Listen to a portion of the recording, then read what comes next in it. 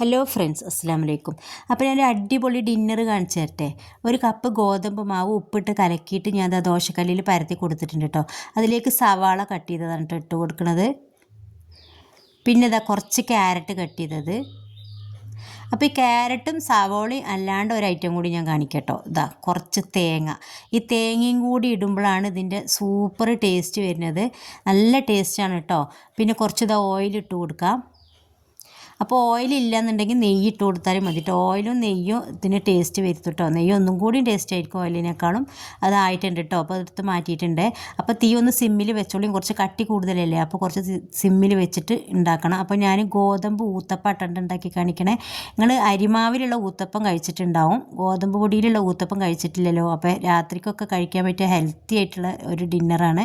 അപ്പോൾ ഒന്ന് ട്രൈ ചെയ്ത് നോക്കുക. അപ്പോൾ ഇവിടെ അനിയൻ്റെ വീട്ടിലാട്ടോ ഞാൻ അത് ഉണ്ടാക്കിയത്. അപ്പോൾ അവർക്ക് നല്ല ഇഷ്ടപ്പെട്ടു. കുട്ടികൾക്ക് കൊടുത്തപ്പോൾ കുട്ടികൾക്ക് ഇഷ്ടപ്പെട്ടു കേട്ടോ. അതുകൊണ്ടാണ് ഞാൻ പറഞ്ഞത് ഒന്ന് ഉണ്ടാക്കി നോക്കിയെന്ന്. കുട്ടികൾക്കൊക്കെ ഇഷ്ടമാവും. കാരണം വെജിറ്റബിൾ കഴിക്കാൻ മടിയുള്ള കുട്ടികളൊക്കെ ഉണ്ടാവുമല്ലോ.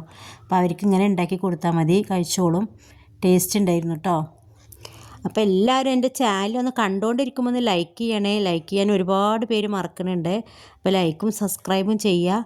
പിന്നെ വേറെ ഒന്നും വേണ്ട, ഒരു ഗ്ലാസ് കട്ടൻ ചായ മതി. Okay, by.